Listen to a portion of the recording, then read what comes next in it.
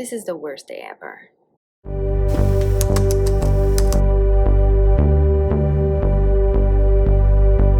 Hi everyone, welcome back to my channel. My name is Pam and today's video is going to be my January wrap-up. You're probably wondering why it's the worst day ever. Yesterday I started to have symptoms of COVID. I had a sore throat and also I was nauseous. I took a rapid test. It was negative, but I was sure that it was not the right results. So I decided to get a PCR test also, and I got my result today. And I'm positive of COVID. And you know, I'm fully vaccinated. Like, I have 3 doses of vaccine. So I think that's why my symptoms are not as hard as an example, someone who has only 1 or 2 doses of vaccine or none. I feel pretty great overall. I only have a sore throat again, like yesterday. I'm not nauseous anymore, but I started coughing earlier today. And yesterday also I was kind of losing my voice, which is not great. You know, I'm a teacher and I need my voice to teach. So basically I got tested on Friday and I got my result on Saturday. So I need to quarantine, isolate until Thursday. So on Thursday I can go back to work, but before that I can't. So there's 3 days this week I'm not gonna be at work. I probably got COVID over there at work. I'm working with kids and most of my kids had COVID, you know, already. I have 17 students in my classroom and 10 of them already had COVID. And 3 students this week got tested positive for COVID. So it's probably where I got it. Anyway, I wanted to do my wrap up because I need to do it. It's February 5th and you know I need to do it. It's not going to be a long video because I don't want to overwork my throat, my voice. So we're gonna go quick. So first book that I finished in January was Tower of Dawn by Sarah J. Maas. 5 out of 5 star. Absolutely loved it. I was really skeptical going into this because I don't like cold. Since Queen of Shadows, even like since Crown of Midnight, didn't love cold. But he redeemed himself in this one. I absolutely love his journey and I absolutely love his redemption arc, and I just fell in love with Cole. I didn't really like him in Front of Glass either in Crown of Midnight, even when he was with Selena. Didn't like him. But in this one, yeah, he really redeemed himself. Loved him. I really love him. He's yeah, I don't know what else to say. And Irene, I love her. Nasrin, already love her. Our Sartak is chef's kiss. This was amazing. If after Empire of Storms you are like, no, I can't read a cold book, I have to go straight up to Kingdom of Ash, please don't do it. This takes place at the same time as Empire of Storms and it's set so many things for Kingdom of Ash, so you have to read it. It's really good, I swear.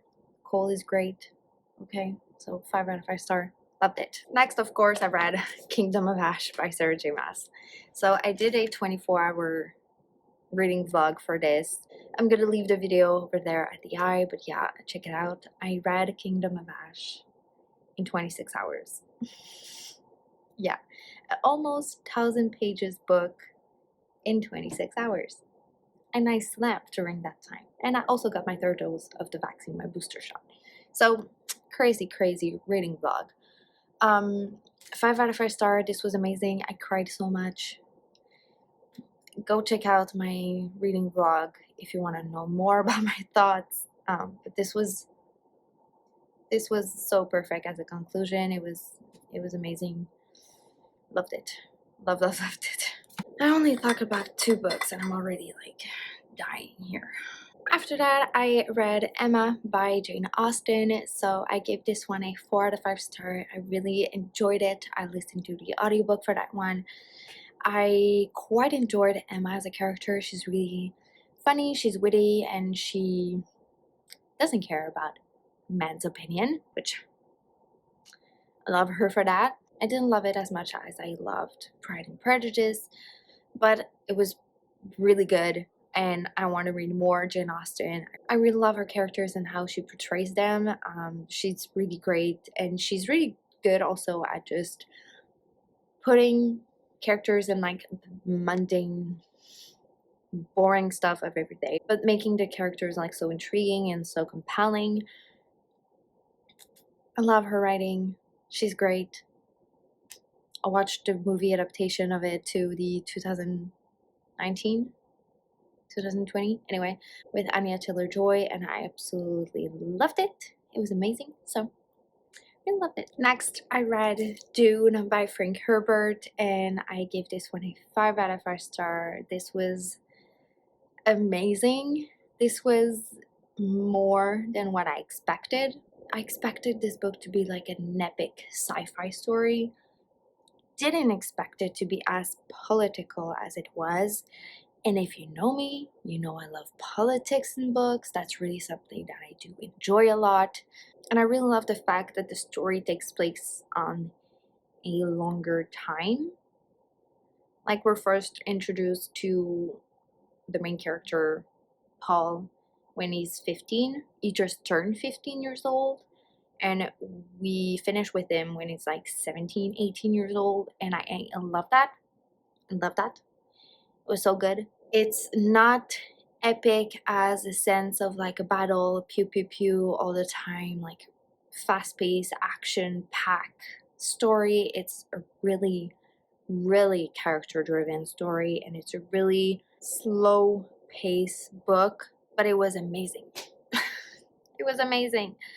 I loved it. I'm really, really excited to continue on with the series. I really love Paul as a character. He's really flawed.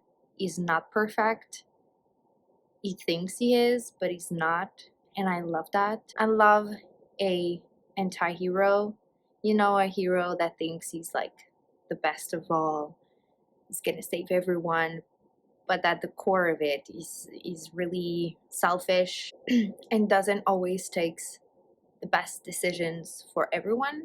I really do love that. So I really love Paul as a character. And yeah, I'm so excited to read more. I'm really, really excited. And this edition is just like gorgeous. But yeah, this was so good. 5 out of 5 star.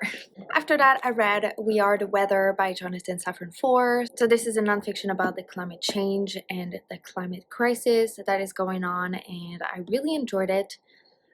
This is a really personal take on the climate change and the climate crisis. The author is just talking about is, yes, his experience, but also puts facts through it, and it just really makes everything in perspective. And I learned some stuff I already know, but I learned facts, like for example, we can change the world if we don't all do it, like all of us. And it's not going to happen because we're so selfish as people. And we don't like changing our habits if it's not a benefit for us. Personally, like we're selfish. We're selfish. I really want to reread it physically just to annotate it, highlight stuff, and tab this. I want to read it. It was really good. I really love the author's writing style. I think I said the same thing for Eating Animals, but I really love how accessible and easy it is to understand the facts and all the things he's saying about like really important issues. So quite enjoyed it. Next, I read How to Tell Your Cat is Plotting to Kill You by Matthew Inman. So it's a series of comics about how to tell your cat is trying to kill you, basically. It was so funny. I had a great time reading it. It was hilarious. It was cute. It was easy to read, and there were so many little stories that I recognize my cat in. Like, he's the devil, so yeah, I loved it. It was so fun to read. Next, I read The Science of Bones by June Her.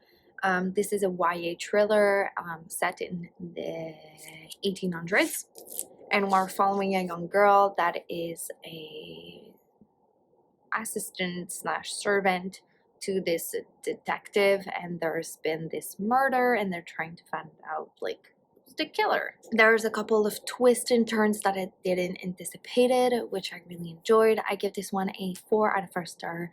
I quite enjoyed also the author's writing style, so I want to read more from this author. But yeah, this was a good YA thriller.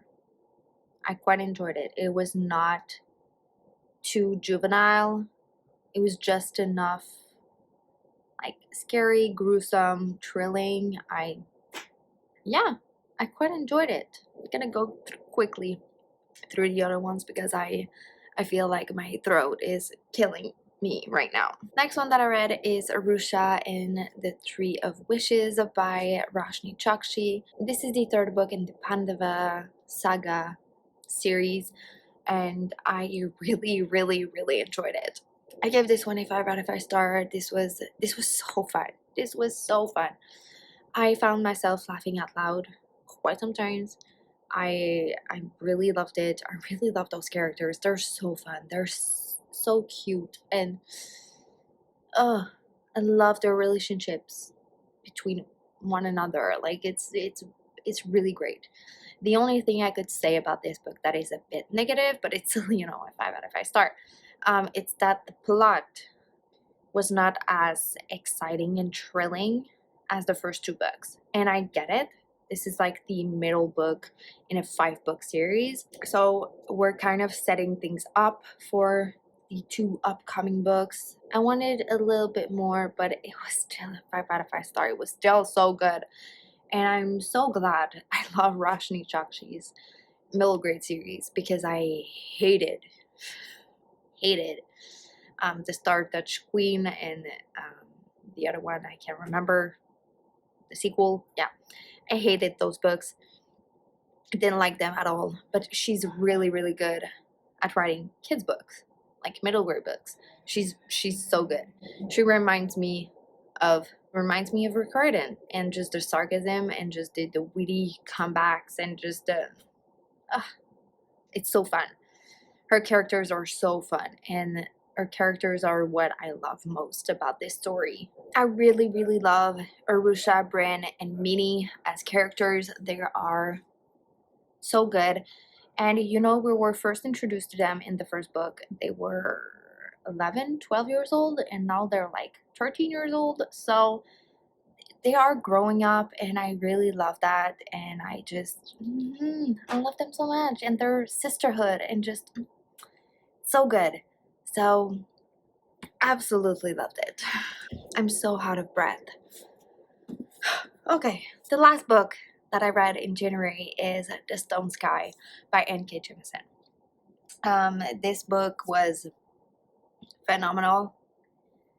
This is a perfect ending to an epic fantasy series. This was amazing because, yes, I learned this is fantasy and not sci-fi, even though I will consider it like a fantasy sci-fi series.